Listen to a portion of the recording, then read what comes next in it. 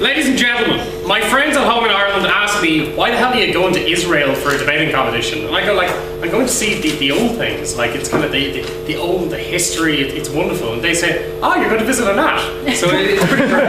So there's a couple of things really, like, ladies and gentlemen, they're saying we should always maximize happiness. And we're saying if you really buy into their idea that we universally always have to maximize happiness, then the way to maximize happiness in this room is clearly for us to win. Because think about how happy Michael would be. Ladies and gentlemen, we'll have to put up with it all evening. But I want to say a couple of things. They've tried to give us this weird case. One is, they never really defined what happiness truly is. And I recognize that's difficult, but they didn't even really try, to be honest. And when we asked them, give us an example, well, they said, it could kind of be anything, really. Like, we'll kind of go and we'll hit somebody or whatever it is. So effectively, they're saying anything we were willing to do. So, like, it's the kind of things I'd be interested to know, would they be willing to defend? Would they be willing to defend one-child policies? Would they be willing to defend torture? Would they be willing to defend pretty much anything which can be justified in the interest of society? And let's hear them defend that, because I think we can kind of win that debate.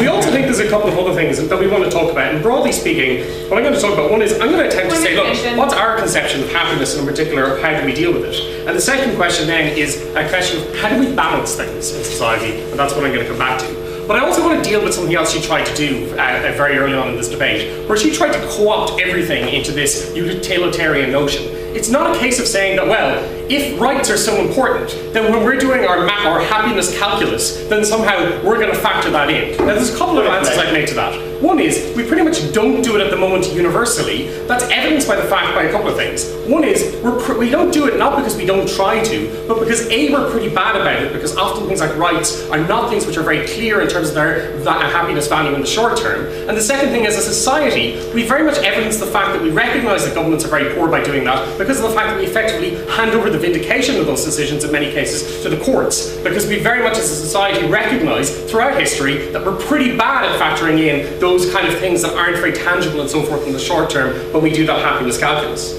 What we also want to say is a couple of things. So one is, it's a question of, look, in terms of when you're talking about happiness, who are you talking about? Are you talking about just your own citizens, non-citizens? Are you talking about humans? Are you talking about animals? Are you talking about values? Are they something that are factored in? Are you talking about time frames? Are you talking about now or the future? So the questions we'd ask are, what does this mean, for example, in terms of things like environmental policy? What does this mean, for example, in terms of pensions? Something really important to Anat and Michael.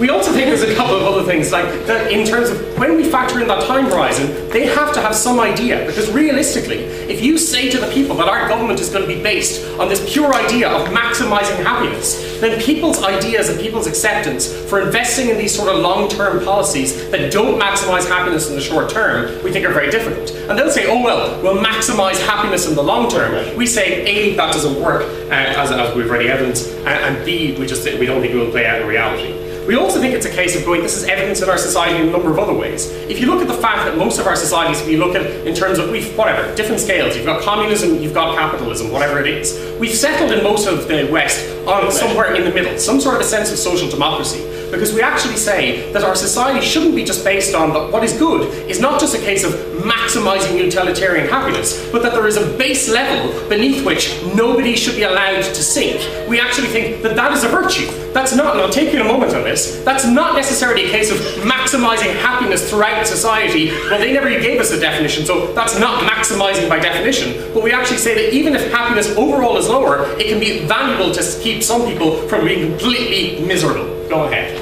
Based on your case, good environmental policy is important for long-term happiness. Why is it that governments necessarily have to only take a short-term approach to what constitutes happiness? Yeah, okay, we're having to come up with a policy since First Bob didn't is the first thing in terms of defining what the time horizon is. And the second thing is we're saying is in terms of environmental policy, this is an example of where society is pretty bad at taking these things into account. And you're saying we want an even stricter approach to this in terms of what we can quantify in terms of a utilitarian approach to happiness and value. We think there's a lot of things. The last thing is in terms of this balance, we think there's other aspects to this as well.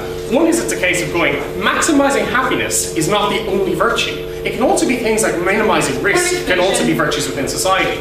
The reason why we have things like autonomy for the individual and why we don't have things like, for example, I love a government based on philosopher kings. Maybe it might make sense in the short term, but we actually think in the long term the reason why we maintain individual liberty and why we maintain the voting systems, even when people vote in stupid things, is because not necessarily, sometimes we'll go, that's pretty crap outcomes in the short term, but it minimises the risk of really terrible outcomes in the long run because we always have that check and balance on government. We sometimes say that even if you're maximising value or maximising happiness or whatever you want to call it, we think that's not the only virtue. Some of the reasons why we protect these rights for individuals is for things like minimising risk and so on. We also think it's a case of that there is a value in its own self that people sometimes just don't take into account. Now they'll say, oh, we can factor this in, but we don't. We think there's a value to things like what is the happiness that's derived, or what is the value that's derived from having autonomy? What's the happiness, what's the value that's derived from having multiple cultures, multiple languages? Think of things like things that are very expensive to maintain. I would never survive a strict calculus like the preservation of minority languages. They would never survive under a pure maximising happiness calculus, but we actually think the cultural diversity that we're maintaining within our world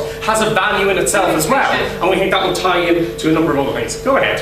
A government's very likely to want to preserve minority languages because the huge value in increasing the happiness to those individuals thus outweighs a minimum gain to other people. Okay, so you're putting that in as part of your calculus, but if you actually say that if you're going to take their definition of a strict, or sorry, their attempt at a definition of a strict maximising happiness question across society, this isn't just a case of we are going to, as a government, define it at each individual we are going to try and maximise happiness for.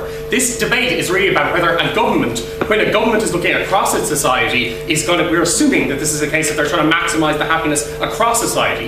If you're talking about that the government will go to each individual or each individual community and maximise their happiness, that's not a policy of strictly maximising happiness across your society. We actually think you, first Bob, haven't been clear on it, so we're really just kind of going to assume that this is a pretty typical utilitarian argument that they're making, and that's kind of the distinction. Because otherwise, you need to stand up and somehow justify how that's any different from what people try to do at the moment. Tell us what's actually different in this case, since we didn't get any distinction on that or any examples. Ultimately, ladies and gentlemen, I have no idea what the time is. Ultimately, we've given you pretty clear arguments as to why we need these why we need to have some sort of a distinction in terms of these policies, and we're proud to oppose.